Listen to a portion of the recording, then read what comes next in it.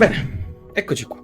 Doveva succedere. Chi ci segue da un po' di tempo e chi è all'interno dei nostri canali, soprattutto del Telegram, sa benissimo che Daggerart per noi è un gioco che ci sta piacendo tanto. Quindi in questo video oggi non voglio parlarvi delle meccaniche, delle regole, di come si crea il personaggio, ma del perché Daggerart sta avendo successo e soprattutto del perché probabilmente avrà lo stesso successo che ha avuto Pathfinder, se no anche di più, nei tempi passati. Daggerart è un gioco creato da chi fa contenuti per piacere soprattutto a coloro che vogliono fare delle avventure incentrate proprio sulla storia dei personaggi e principalmente sulla narrazione. E proprio in questo Daggerart sa fare una cosa che il dragone non riesce: presentarsi come un gioco semplice e nel fatto riuscire ad esserlo. È vero, ha tante piccole sfaccettature rispetto al dragone, ma queste sono meno impattanti. Appunto vi faccio proprio un esempio concreto. La scelta di mettere pochi HP rispetto a dei numeri molto grossi non è fatto semplicemente per una questione di game design, ma anche per l'impatto che ha ogni personaggio, anche in base all'esperienza, durante il combattimento. Perché in un combattimento dove qualsiasi cosa facciamo almeno leviamo un HP su 8, ha sicuramente un'importanza maggiore rispetto a levare 4-5 HP su 50 perché non si conosce la propria classe. Perché se giochiamo a Dungeons and Dragons, per quanto la gente dica in giro che è un gioco molto semplice, nella realtà dei fatti è molto complicato. Ha tantissime regole e combinazioni che devono essere fatte per riuscire a fare un combattimento come si deve. Se appunto non conosci tutte le combinazioni delle tue abilità, di cosa fa la tua classe e come concatenare gli attacchi per fare più danni possibili, si finisce nel fare l'azione ok, attacco, e quindi c'è la possibilità di fare soltanto 5-6 danni. Invece su Daggerart qualsiasi classe decide semplicemente di fare l'azione d'attacco ha un impatto, e quindi ai player meno esperti questa cosa crea molti meno traumi. Però non sto dicendo che Daggerart è un gioco stupido o un gioco semplice, anzi, tutte le classi tra di loro riescono a combinarsi perfettamente e spesso e volentieri è consigliabile riuscire ad avere una combinazione di classi e personaggi, ma soprattutto di carte e dominio, che sono le abilità, per riuscire a creare delle combinazioni che vanno poi a distruggere il nemico che si ha di fronte. Sempre per quanto riguarda il combattimento, ad esempio, possiede semplicemente 2 risorse che vengono spese attraverso le abilità, e quindi quando si hanno quelle risorse è facile non dimenticare l'uso delle abilità rispetto a Dungeons and Dragons, dove si hanno i punti ki, la maestria dell'arma, i punti incantesimo e tutto quello che ne viene fuori. Quindi l'impatto sì, è un gioco più per neofiti. È vero, poi ci sono diverse meccaniche di matematica come l'armatura, l'evasione, l'esperienza, tutte queste piccole meccaniche che vengono ad aggiungersi e che per alcuni capisco possa essere dispersivo, ma se per questo voi è un problema, allora non avete idea di cosa significa appunto avere al tavolo gente che gioca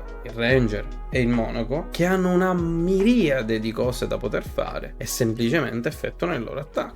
La regola d'oro in Daggerart è una meccanica molto importante, come lo è appunto per vampiri. Quando si riesce a padroneggiare l'arte della regola d'oro, si riesce a velocizzare molto il gioco, dove gli old school purtroppo si inceppano. Ed è vero, non è considerata una delle meccaniche più eccelse e spesso e volentieri dai game designer è visto come un deus ex machina, una rovina per il gioco, ma nella realtà dei fatti la maggior parte delle persone la utilizza senza neanche sapere che esiste. What the fuck? Appunto, l'utilizzo di questa regola all'interno del combattimento, come ad esempio l'iniziativa, rende tutto molto più scorrevole, ovviamente a discapito di un narratore che deve saper bene che ha in mano questa regola e che può utilizzarla per riuscire a sciogliere quelle che sono le varie regole che cominciano a intricarsi tra di loro. Appunto, ora andiamo a parlare dell'iniziativa. L'iniziativa e le meccaniche collegate hanno fatto parlare tanto del gioco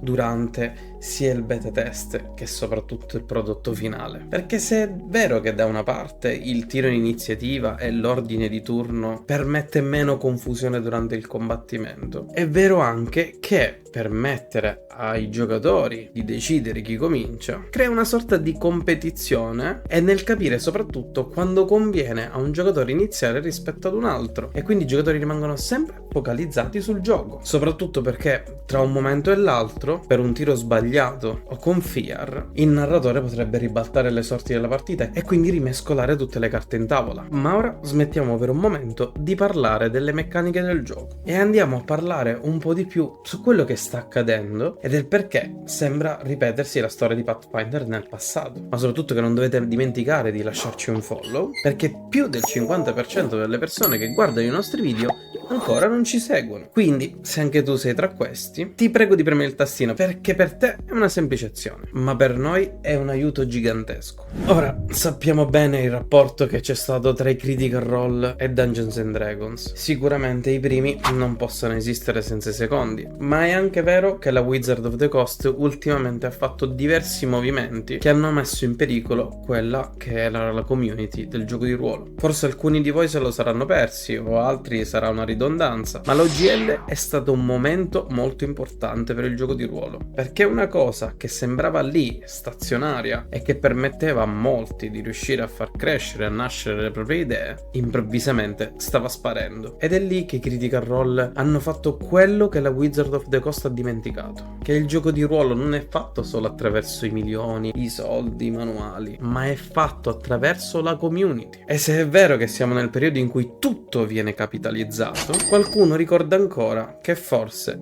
la migliore delle tecniche è quella di creare una community molto solida. Ed è qui appunto che i Critical Role si mettono d'accordo con Darrington Press e decidono di fare qualcosa di molto pericoloso, ma che probabilmente solo loro e pochi altri potevano fare: creare il proprio gioco. È vero, sì, è un rischio, ma d'altra parte loro hanno il potere mediatico di farlo. Però nella realtà dei fatti non è ancora così, o almeno probabilmente, perché loro hanno anche fatto un movimento in difesa di quello che hanno creato, perché ovviamente non si poteva vivere con l'OGL dietro che in un momento o all'altro poteva cambiare. Mettetevi un attimo nei loro panni, pensate per un attimo che tutto quello che avete creato in tantissimi anni e con tantissimo successo improvvisamente diventa di proprietà della Wizard of the Coast e non più vostra. Quindi quando hanno visto le capacità di poterlo fare, prima hanno fatto una prova, ed è da qui che esce appunto Candela Obscura, e ora molti di voi mi staranno dicendo: ma che cazzo c'entra? Cercate di convincermi nei commenti. E quindi puoi fare il proprio gioco con Blackjack e Squillo di Lusso. Però attenzione, tutto questo rimane comunque un rischio, come lo è stato ai tempi Pathfinder. Ovviamente tutto rimane molto relativo e le mie sono solo congetture. Quindi alla fine dei conti, cosa ne penso di Daggerheart? Che sicuramente è un gioco valido, che sicuramente, essendo stato creato da creatori di contenuti, brutto gioco di parole, capisco bene come possa darmi una mano durante le sessioni online, e che sicuramente è un'ottima alternativa per quei gruppi o per quelle persone che pensano che Dungeons and Dragons sia un gioco semplice e che sappiano giocare Dungeons and Dragons, ma che con Daggerheart finalmente riusciranno a vedere qualcosa di inizialmente più semplice, ma nel concreto un po' più profondo. Che altro dirvi? Ah sì, la questione Jeremy Crawford e Perkins. Sì, può sembrare un movimento particolare, può sembrare un ammutinamento, e questo sicuramente avvalora il ripetersi della storia di Pathfinder. Sinceramente non mi sento ancora al posto di riuscire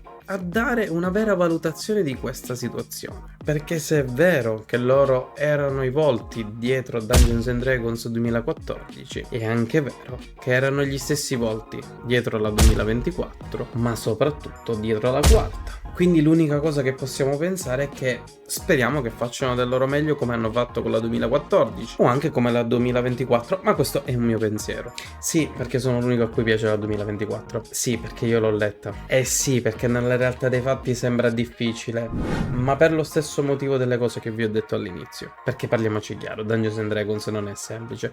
Quindi al 2024 mi piace proprio per questo, ma non divaghiamo. Quindi da Mraco delle Ventose è tutto. Fateci sapere se secondo voi ho detto una marea di o se siete d'accordo con quello che ho detto, e ci vediamo alla prossima avventura. Ciao!